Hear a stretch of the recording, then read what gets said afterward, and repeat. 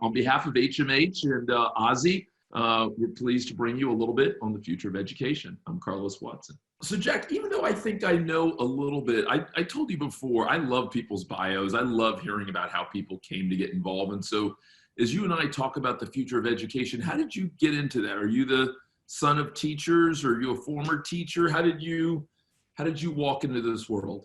Yeah, no, I was not the son of teachers or a teacher. I was the son of an electrician. Grew up in Schenectady, New York, working class neighborhood. My grandfather was a professional boxer. Just give you a sense for the background. And I was the first one in my family ever to go to college. So for me, education was incredibly important. My parents yearned for me to go to college, and that was the way for me to really open up a world of possibility that otherwise I didn't know growing up in Schenectady, New York. So that's when education first became really important to me for kind of advancing my career. And then the second.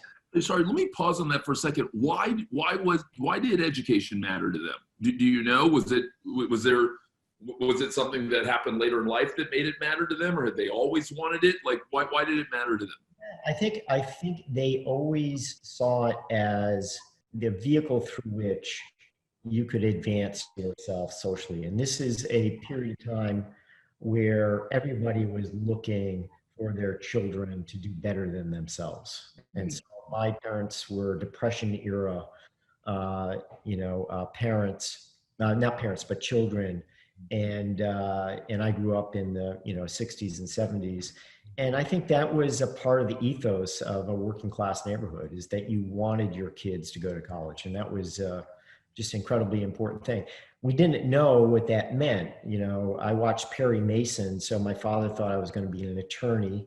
My mother thought I was going to be either a teacher or a priest. And so there was a limited, horizon of opportunities. Not until I was out of college that I really realized how vast, the set of opportunities were for a college graduate. And so after college, what did you do? Did you enter teaching, or how did you?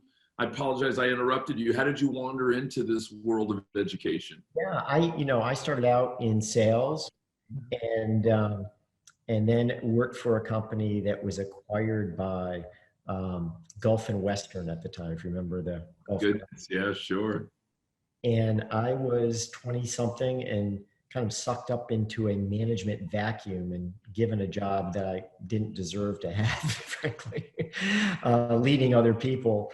And then at a young age became the CEO of a business, and like 32 years of age.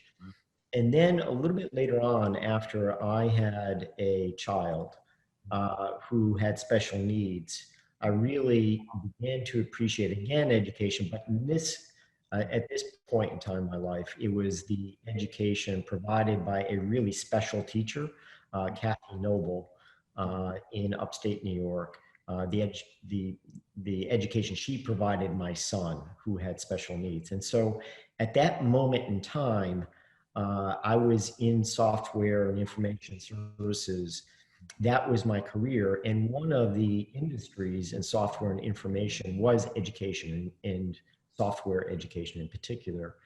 And I was just so inspired by the work that she was doing that really became a catalyst for me to move into education from a management standpoint. So that was 1999, and really the first time I was in the education industry.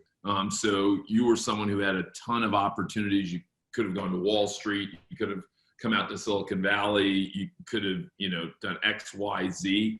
Like, did you feel like this was a big opportunity? Was it the only opportunity? Was it happenstance? What made you decide to put whatever assets you had to work in the education sector? It was, a big stage for a relatively good size software company that you remember 1999, the dot-com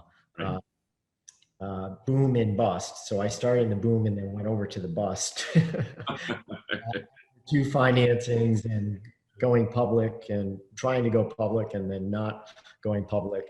But yeah, it was, for me, it was an opportunity to do good and do well. And so, you know, I've always had, since that period of time, this kind of double bottom line instinct that you want to do something that's worthy of your life, and at the same time, do well. So that's what attracted me to this particular opportunity. And so keep playing it forward. What did you see? Because for some people, Jack, who enter the space, on one hand, they see that brilliant double line opportunity to both do good and do well, but other people see frustration.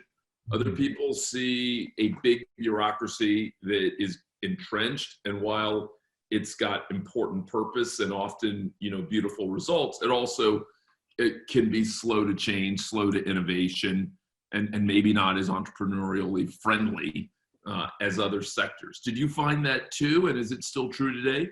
Yeah, no, I think that it was definitely true when I joined the education industry. And, you know, in many respects, still true today.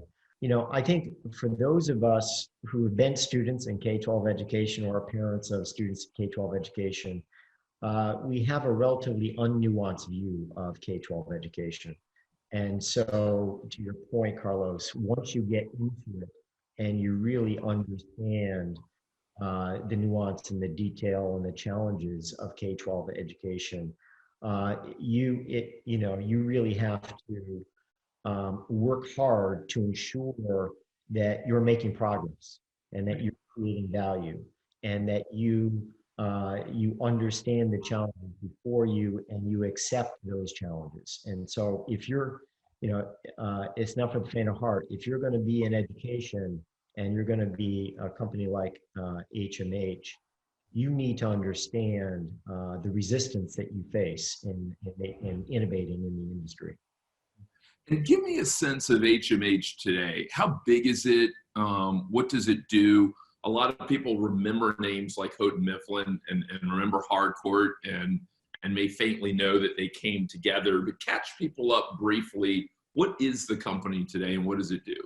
Yeah, we are a K-12 education company with a trade publishing division. So trade publishing is essentially going to Amazon or Barnes and Noble and bring J.R. Tolkien's A Hobbit, which we publish, or George Orwell's 1984, which we publish. So that's a business that's about 15% of our overall revenue mix. But 85% of it is K-12 education. And of that 85, half of it is the core curriculum, the textbooks you remember in school. And the other half is supplemental software services, intervention programs that really supplement, if you will, core or extend core instruction. So that's what we do for a living. There's about 3,000 of us. We are the largest learning company in the nation. We have over $1 billion in sales. Yeah, I mean, that's a sense. We're mostly North American focused, although we do have business in international schools around the world as well. Yeah, man, that is that's significant. That's real. It's a lot. That's a lot of people. And as you said, lots of us remember what you guys did and what you guys have done in terms of books and software and more. You and I have talked before about the future of education, and that what has happened over the last year has changed everything. It's changed the trading of stocks. It's changed how we think about where we live. It's changed how people think about love. It's a lot has changed. Talk about how you think education is likely to change 5 years from now, 10 years from now. What if I'm an average parent or student, what am I likely to encounter, and how's that likely to be different from what I would see today? Yeah, no, it's a great question. I think obviously, if you look at where we are right now, talk about frustration, it's a frustrating moment in time.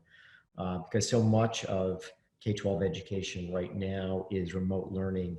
And that is incredibly challenging. It's incredibly challenging for the parents, it's incredibly challenging for teachers, and it's incredibly challenging for students. However, over the last almost a year now, since the schools closed and everybody went home for teaching and learning in March, we've been able to pull the future forward. And so if you look at March of 2020, about 12 million students went home without access to a computer, much less the internet. And what happened subsequently is school districts went out and scoured the industry looking for Chromebooks and iPads and laptops to outfit students with devices. And so computers went from kind of being a nice to have to a must have. If you look at the ratio of students to devices pre-pandemic, it was about 2 kids for every device. Now we're pretty close to 1-to-1. We're not there yet, and we still have a ways to go. But I think there's recognition that technology is more than a nice to have solution for augmenting the teaching and learning experience. And now it is really central to teaching and learning. So that's kind of where we are right now. If you were to fast forward, 5-10 years from now, I think what you're going to see is a bit of a mashup between the traditional classroom experience, which is, it's the social gathering. It's a lot of learning happened through whole class discussion or kids pairing up and working on a project. A lot of the social emotional well-being is developed for students in a classroom with peers and the connection with peers. And so we still see 5-10 years out the classroom being central to education. But we also see technology infusing the classroom in ways that it really has not done so thus far. And artificial intelligence, being able to really personalize education to help understand where a student is and what they're ready to learn next and adapt instruction. Think about virtual teaching assistants, being able to extend the teacher to meet the needs of each and every student.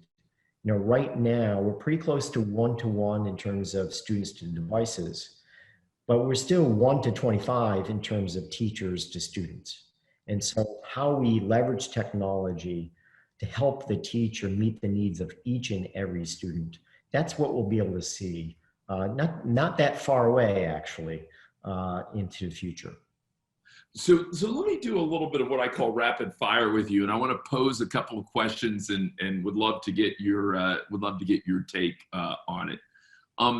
5 years out, is the school year more likely to be 12 months, 9 months, or 6 months? Yeah, I would say more likely 12 months. More likely 12 months, okay. 5 years out, am I likely to be in school for 8 hours a day, 4 hours a day? Wow, I would say in school, 8 hours a day. 8 hours a day, okay. 5 years out, what percentage of the kids are going to graduate from high school at age 16? 5%, 25%, 50%? I would say 5 years out, 25%. 25%, okay. 5 years from now, what portion of our kids will fundamentally not study, I don't know what you would call it, but social studies in a meaningful way, and will kind of largely focus on science and mathematics? Is that 5%? Is that 25%? Is that 50%? Yeah, a good question. Let's hope it's 0%, because I think it's a really important subject. It's not a tested subject, but nor is science in most states. But we need more science and we need more history. Reading math, we obviously need, they're fundamental, but we need more science, we need more history. So I hope 0. 0. 5 years from now, what percent of kids will be studying almost completely online? 5%, 25%, 50%? My hope would be no more than 5%. Really? Mhm. Interesting. 5 years from now, what percent of our kids will be enrolled, even though they'll be based physically here in the US, they will be enrolled in a K-12 school system from another country, be it China's system, UK system, Senegal system? 5%, 10%, 25%? I would say 5%. 5%. Interesting, interesting, interesting. Final question here. 5 years from now, what role will robots play? Will robots play, you call them teaching assistants. Some people call even our phones robots. Will they play a 5% role in our kids' K-12 education, a 10% role in our kids' education, a 25, a 50% role? What role will robots, artificial intelligence, and sophisticated technology play in our education? Yeah, I think artificial intelligence will play a role in it more than 50% of the students. Last question for you. I lied just a moment ago. Last question. Last question. What would you like to change in the curriculum? So if you were czar, if this was the land of Lynch, and we only had one superintendent, one all-powerful superintendent who was laying out the curriculum for all the various schools, add something or change something or two or three key things. Jack, tell me, what would we be reading? What would we be watching? What would we be listening to? What kind of new subject area or course would you introduce? Change it up for me. How would you, if you had full power, how would you change the curriculum? Yeah, I think what I would change it to make it more interdisciplinary. I think kids learn best when it's not a mile wide, inch deep understanding of a subject. It's when it's a very deep understanding of a particular subject. That's when they actually learn the most. And I think more project-based learning, constructivist approaches, rather than rote memory approaches to learning is, in general, I think what we need to make more time for. I also think we need to reintroduce the arts back into school. I think not just painting and drawing and sculpture, but music. And I think we also need to ensure that we focus on history and science and not just the tested subjects. So if I were the education czar, I would, focus on more project-based learning, more arts, more science, more opportunities for kids to really sate their appetite for learning, their curiosity. Jack, as you think about the education space and the future of it, where do you learn most from? Where do you hear the boldest, most interesting ideas? Is there a blog that you read? Is there a podcast that you listen to? Is there a country that you visited? Is there a particularly thoughtful expert in the space? When you're looking to get the freshest, boldest ideas on how education either has evolved or could evolve, who do you turn to? Where do you turn? Yeah, I have an advisory board of superintendents that we meet with, we being my team and myself, meet with twice a year. That's a great opportunity for me to plug into their perspective, what's working, what's not working for them. And also it's great for the other advisory board members to hear what's working and what's not. So I would say that's clearly one vehicle through which I learn. The other is conferences like this, South by Southwest, longing for the day that we go back to Austin. Yeah. A great learning opportunity. Read various newsletters and magazines that are published by the industry. I think the way I learn best is actually being in a school, visiting with educators and really seeing what they're up to. That's probably where I get most of my learning. Talk to us a little bit, Jack, about leadership, because no matter what great ideas we have, as someone who's built and run companies, whether it was Big Chalk or Renaissance Learning or now HMH, the best ideas in the world could go absolutely nowhere if you don't have the right kind of leadership. What is the biggest lesson or two that you would tell young Jack in Schenectady about leadership? If you really were trying to guide him, and this was a real conversation, one Jack to another, and so you're giving him the straight, skinny, unvarnished, what would you tell him? What would be 2 or 3 of the things that you'd share with him if you guys were sitting down together? Yeah, I would say the 3 things. First, be true to your convictions. Do what you believe ultimately at the end of the day is the right thing to do. That's first and foremost. I think second, and why? Because he's 21, he's 22, and he's saying, yeah, my mom and dad tell me that all the time, and I know I read that in kindergarten, but like, why? Why would I do that? Why does that make sense? Because I think all of us see the inefficiency of having to do things over because you didn't follow your instincts. You didn't do what you thought was the right thing to do. Maybe because you wanted to please somebody, in my case, please the board or please my management team. Often you have to do what you believe is right when it's not a popular idea, and you have to be true to your convictions. And I think for CEOs, let's face it, it can be a lonely job, right? There isn't anybody else in your position at the company.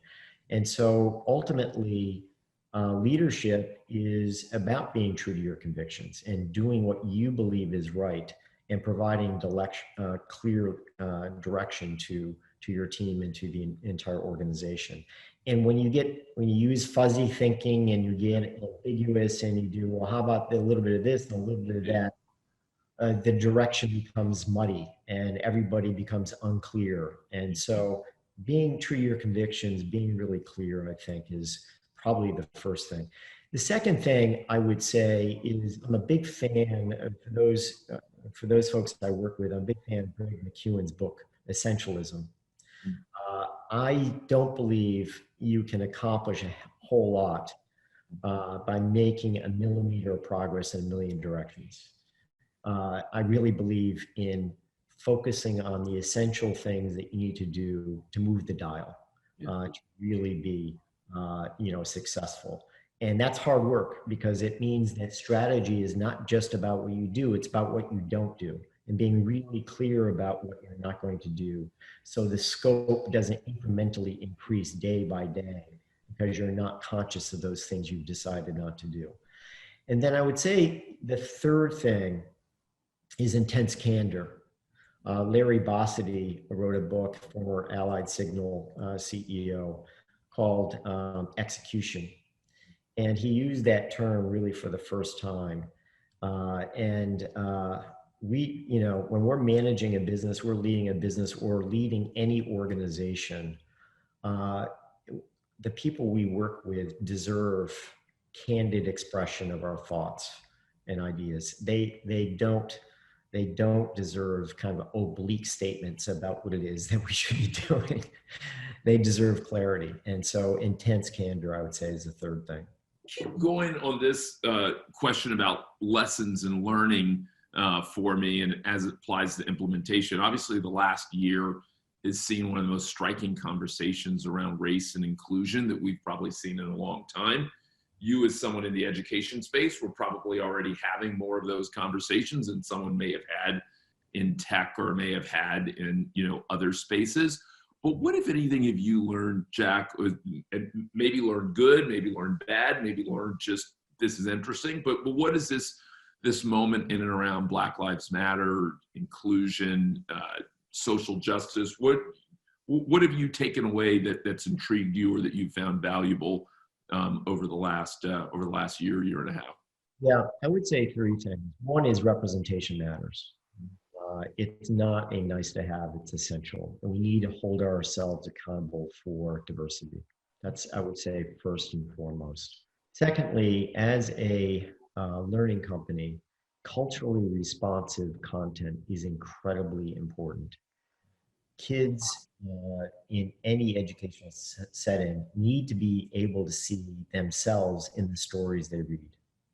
or the content they're using to learn. And if they don't, it's hard for them to envision and relate to the stories they read or the content they're learning.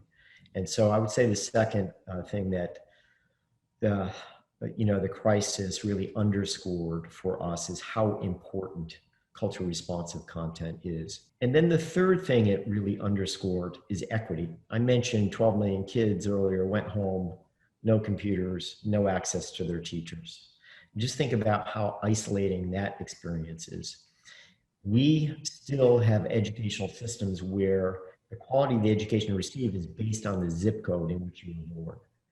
Equity really matters, and equity isn't equal. Equity means you need to compensate for the fact that not every kid is at the same starting line. You need to compensate for the fact that some kids are 5 yards or 10 yards behind. And so I think those are probably the three things that that the crisis really underscored for us this past year. Jack, I know our time's going to come to an end here. As we wrap up, I'm going to do one last kind of rapid fire, but rather than it focusing solely on the future of education, I want to focus a little bit on you and the world. So I'm going to hit you with a whole variety of things if I can. Yeah. What's your favorite book of all time? My favorite of all time is A Prayer for Owen Meany. Oh my goodness. Oh, what a wonderful choice. I love that. What a wonderful choice. Yeah, what a wonderful choice. Okay. Surprise skill that you have that even the 3,000 people who work with you would be surprised to know. What would they be surprised to learn about you? I can do this with my hand. How's that? Oh, I love that. That's a combination of Nanu and Mr. Spock. I love it. That's absolutely great. If you could live in another country for a short period of time or a long period of time, where else would you enjoy living? I would, in fact, my wife and I have talked about this. My ancestral home is Ireland, and we have a huge office at HMH in Dublin. So I'd like to spend more time in Ireland. Love that. I'd like to visit as well. You could have dinner with anyone, dead or alive. Who would you love to have dinner with? I would love to have dinner with you. We have not had dinner. I would enjoy that immensely. Yeah, I would enjoy that as well. And if we were in Austin, I would insist that we got some good barbecue. I don't know if you're a barbecue connoisseur, but I would insist on that. And if we were elsewhere, maybe we would find Portuguese or Brazilian in your backyard in Boston there, or something good down in South Carolina as well. Lots of good food to eat. Name, I'm sure you had many impactful teachers in your life, but name one. Who was one of the teachers who really had a real impact on you? Yeah, I would say my fourth grade teacher, Mr. Sperano, just an amazing teacher, really dedicated to my success, made a huge difference. Your biggest failure, and I know sometimes we use different words for the word failure these days, but rename it or repackage it, if you will. But if you were being your most honest and your most candid, your biggest failure?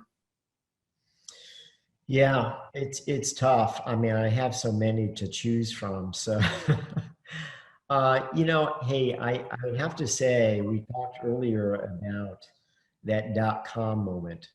And for me, that was a humbling moment in my career.